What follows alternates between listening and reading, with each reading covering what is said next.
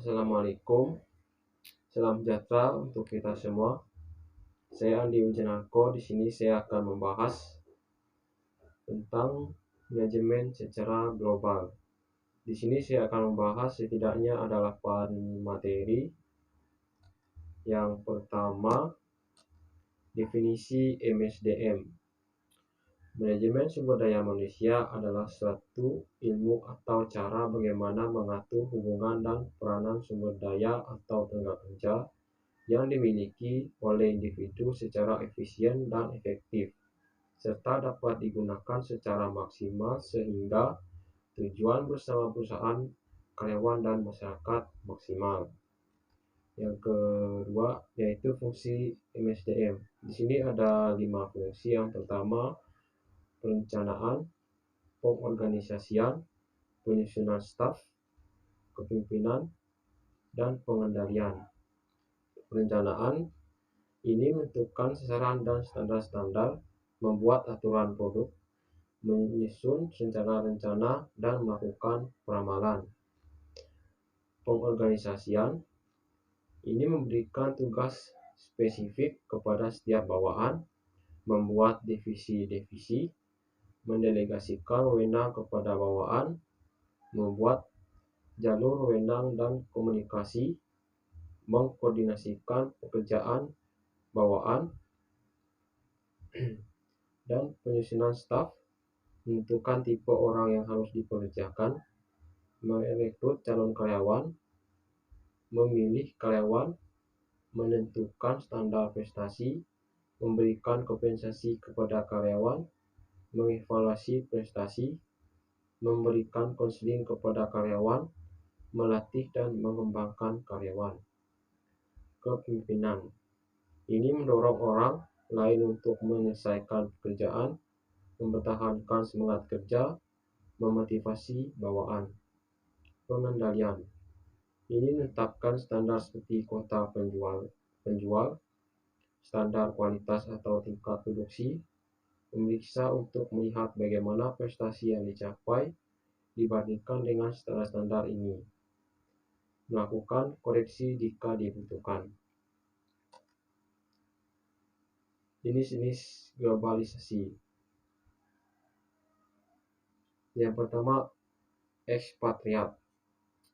Ekspatriat adalah seorang karyawan yang bekerja dalam sebuah perusahaan yang bukan merupakan tempat asalnya, tetapi dipekerjakan di perusahaan cabang. Yang kedua, karyawan dari tuan rumah. Karyawan yang bekerja untuk sebuah perusahaan yang merupakan tempat di mana perusahaan cabang berada, tapi kantor pusat berada di negara lain. Tujuannya adalah perusahaan ini memperlihatkan bahwa perusahaan membuat komitmen dengan negara tuan rumah. Karyawan dari negara ketiga. Seseorang warga dari suatu negara yang bekerja di negara kedua dan dikerjakan oleh sebuah organisasi yang berkantor pusat di negara ketiga. Globalisasi dalam MSDM. Globalisasi manajemen sumber daya adalah proses kesetaraan dan penyimpanan tenaga kerja yang dapat bersaing dengan ukuran global, serta dapat dijadikan sebagai standar sumber daya manusia. Faktor yang mempengaruhi globalisasi manajemen sumber daya manusia adalah politik, hukum, ekonomi, dan kebudayaan. Dengan pengaruh di atas, maka tumbuh organisasi global, perusahaan multinasional atau MNC. Yang ketiga, import-ekspor. Faktor yang mempengaruhi MSDM. Di sini ada 3 faktor, yaitu faktor hukum dan politik. Di berbagai negara, sistem hukum berbeda dalam hal sifat dan stabilitas. Dengan perjanjian bisnis yang terkandung menjadi tidak dapat dilaksanakan karena faktor politik internal. Perusahaan internasional memungkinkan harus memutuskan secara strategis kapan harus tunduk pada hukum dan peraturan negara tuan rumah dan kapan harus mengabaikannya karena alasan-alasan operasional atau politik. Yang kedua, faktor ekonomi. Faktor ekonomi berhubungan dengan persoalan hukum dan budaya, serta negara yang berbeda memiliki sistem ekonomi yang berbeda. Yang ketiga, faktor budaya.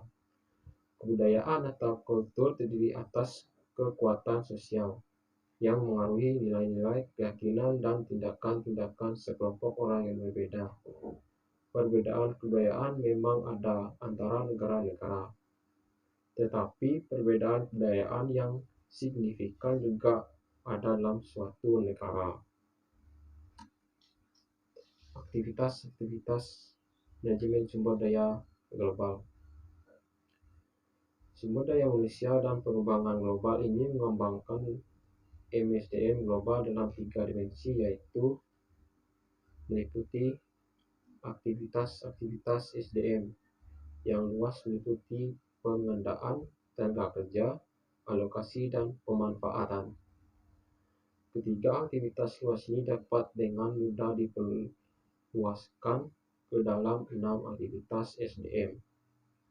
Yang kedua, kategori negara atau bangsa yang terlibat dalam aktivitas-aktivitas MSDM internasional meliputi negara tuan rumah atau host country, di mana sebuah cabang dapat ditempatkan. Negara asal, home country, di mana perusahaan itu memiliki kantor pusat, dan negara-negara lain mungkin menjadi sumber tenaga kerja, modal, dan input lainnya. Yang ketiga, kategori karyawan dalam perusahaan multinasional.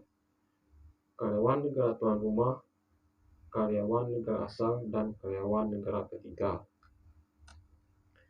Perbedaan MSDM internasional dengan MSDM domestik.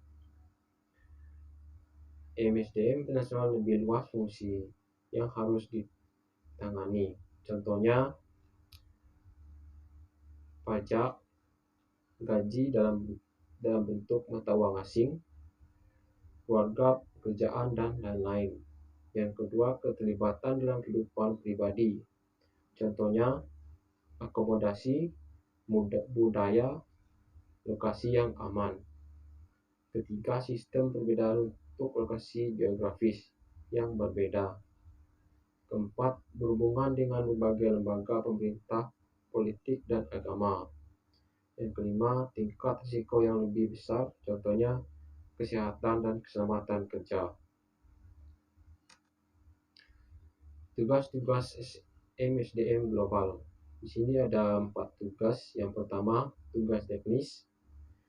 Seseorang dikirim untuk melakukan pekerjaan khusus kemudian kembali, di mana kebutuhan keterampilan kebudayaan tertentu.